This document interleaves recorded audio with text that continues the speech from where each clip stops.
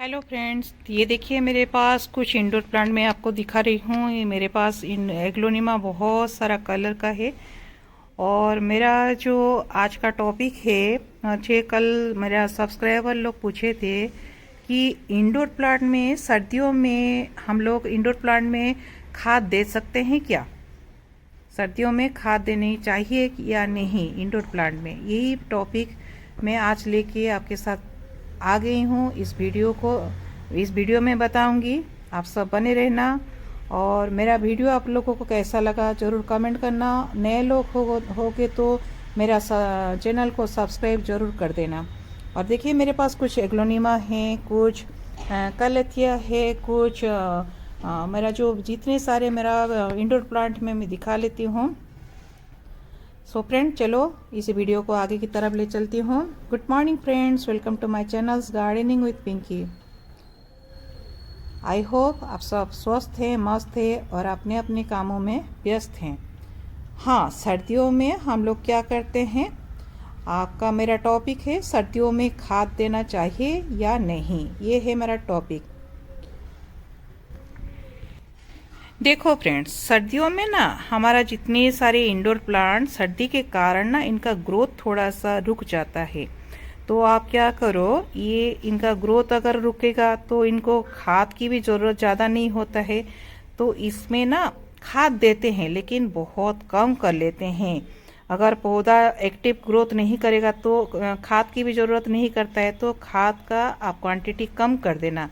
मैं भी 15 दिन में पहले पहले जब इनका खाद देती थी तो उसमें 15 दिन में मैं लिक्विड फर्टिलाइज़र करके मैं इसी सारे में देती थी। लेकिन अभी ना इसका मैं 1 महीना या 1.5 महीने में वो लिक्विड फर्टिलाइज़र दे रही हूँ। लिक्विड फर्टिलाइज़र भी क्या देती थी, ह्यूमिक एसिड, सीवीड एक्सट्रैक्ट और मेरा थोड़ा सा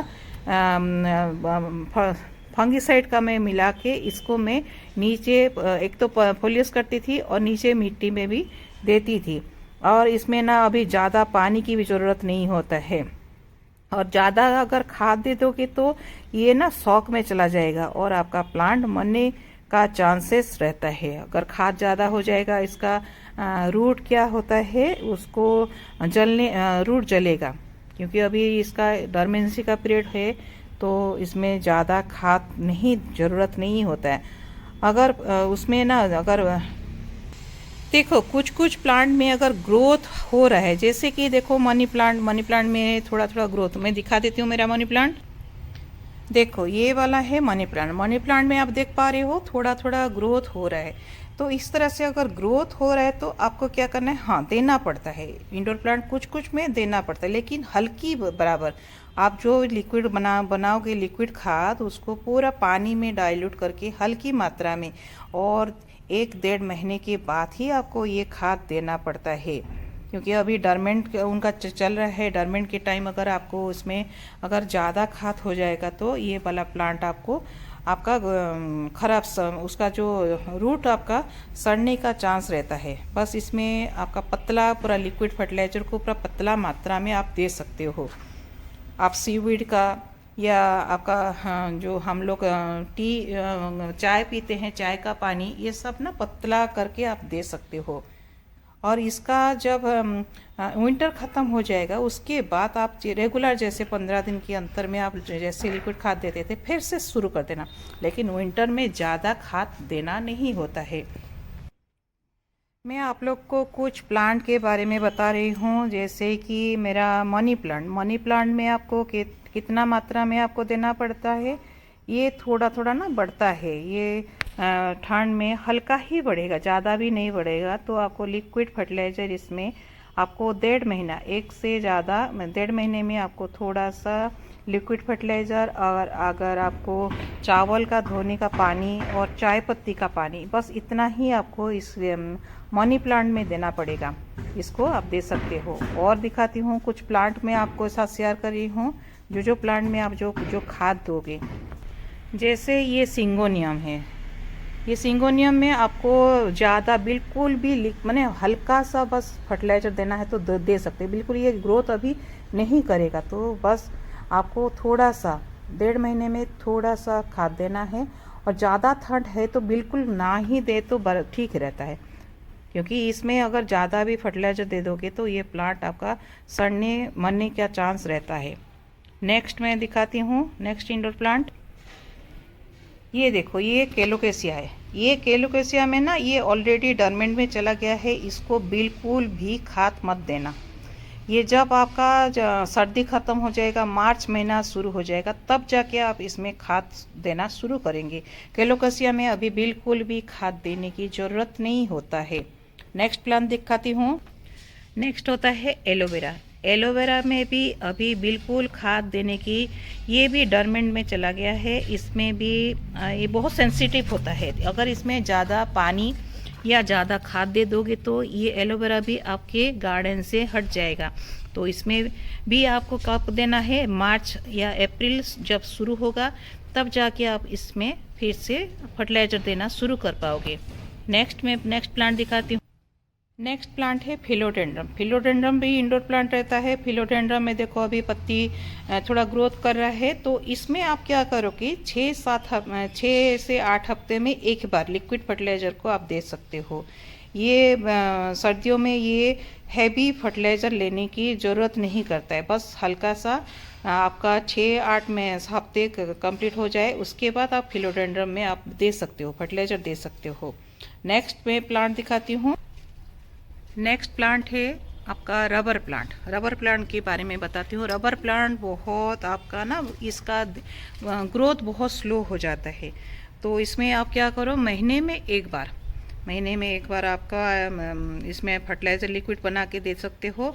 और ये जब इसका ग्रोथ कब शुरू हो जाएगा, ये दिसंबर जनवरी में, इसमें अगर ठंड आपका एरिया में कम हो गया है, तब आपका ये इसमें आप फर्टिलाइज़र फिर से शुरू कर पाओगे। ठीक है, इस तरह से मैं कुछ और देखो, ये कैलेडियम तो अभी डरमेंट में चला जाएगा, तो इसमें बिल्कुल भी अभी खाद देने की ज़रूरत नहीं है। अभी ये सारे पत्ते हटा देगा और ये पूरा सोएगा। इसमें अभी आपको बिल्कुल खाद देना नहीं है, जितना बस आपका ये पत्ते हैं, ये जितना दिन रहता है बिल्कुल खाद। अभी मार्च के महीने के बाद आप में इसमें फिर से फर्टिलाइज़र देना शुरू करोगे। और एक बात मैं आपको बताना चाहती हूँ, आप जब भी जो फर्टिलाइज़र दोगे ना, मैं कभी 1 महीने के, कभी 15 दिन में बोल रही हूँ, लेकिन अभी आपको फर्टिलाइज़र देने के टाइम आप क्या करो, बिल्कुल सूखे मिट्टी में आपको फर्टिलाइज़र इंडोर प्लांट में देना नहीं। पहले आप क्या करो, मिट्टी को गीला कर देना, कुछ पानी दे देना, उसके बाद ही आपको फर्टिलाइज़र देना पड़ेगा। क्योंकि पूरा सूखे में अगर दे दोगे ना, पूरा आपका प्लांट ना शॉक में चला जाएगा, तुरंत उसको फर्टिलाइज़र मिलेगा और पूरा शॉक में। पहले आप उसी पॉट में आपको पानी, मिट्टी को गीला कर देना। देखो इस तरह से आपको, और इसमें ना पानी भी आप बराबर देख के देखो। अभी भी मेरा जो मिट्टी गीला है, आपको दिख रहा है कि मैं 2 दिन से पानी नहीं दी हूँ बिल्कुल। अभी पानी भी मैं इंडोर प्लांट में कम करती हूँ, बिल्कुल पानी भी बस मिस्टिंग के जरिए मैं देती हूँ, तब जाके मेरा इंडोर प्लांट इस तरह से ग्रोथ करता है। मुझे बोलते हैं, मेरा व्यूअर्स लोग पूछते हैं, आपका इंडोर प्लांट बहुत अच्छा ग्रोथ कर रहा है, क्योंकि इसका राज क्या है। तो सर्दियों में थोड़ा सा इसको ध्यान दोगे तो आपका गार्डन में भी इस तरह से इंडोर प्लांट सर्वाइव करेंगे। और एक प्लांट मैं बताती हूँ, जीजी प्लांट भी अभी डरमेंट का टाइम हो गया है। इसमें भी आपको फर्टिलाइज़र बस लिक्विड महीने में ना दो भी बराबर है, लेकिन देना है तो भी पतला पानी में डाइल्यूट करके आप दे सकते हो। अगर ये सब अगर आप ध्यान दोगे, तब आपका गार्डन में सारे इंडोर प्लांट सरवाइव करके पूरा सर्दी आपका झेल लेंगे। उसके बाद जब मार्च महीना शुरू हो जाएगा ना, देखना इसमें इतनी अच्छी तरह से ग्रोथ करेगा फिर से प्लांट, तब आप देख पाओगे। और फर्टिलाइज़र ना दो तो बहुत अच्छा है, और देना चाहते हो तो पतला। और व्यूअर्स लोग तो मुझे पूछे थे, तो उनको मैं सारे बता दी हूँ कौन कौन सा प्लांट में कितनी मात्रा में आपको फर्टिलाइज़र देना पड़ेगा। देने में से भी बहुत, ये देखो जो मैंने ड्रेसिना में भी अभी ग्रोथ करना बंद कर दिया है। सभी प्लांट्स जितने भी इंडोर प्लांट है ना, जब धूप ज़्यादा हो जाएगा फिर से इनका ग्रोथ हो जाएगा। अभी बिल्कुल भी हल्की मात्रा में बस फर्टिलाइज़र देना है, बिल्कुल आपको फर्टिलाइज़र ज़्यादा मात्रा में नहीं देना है। सो फ्रेंड, आज का टॉपिक आपको कैसा लगा आप सब मुझे कमेंट करना। नए लोग हो तो सब्सक्राइब करके मेरे चैनल को ज़रूर ही जाना, बेल बटन दबा देना। बेल बटन दबाने से मैं जब भी नया वीडियो डालूँ आपके पास नोटिफिकेशन चला आएगा। सो फ्रेंड, आज के लिए इतना ही, नहीं तो वीडियो बहुत लंबा हो जाता है। नेक्स्ट वीडियो में और कुछ प्लांट दिखाऊंगी। आप सब मेरे चैनल को सब्सक्राइब जरूर कर देना। अगर अच्छा लगा मेरा वीडियो तो हाँ, शेयर भी कर देना, आपके फ्रेंड्स रिलेटिव लोगों को शेयर भी कर देना। Okay friends, bye bye, have a nice day. Thank you friends, bye bye.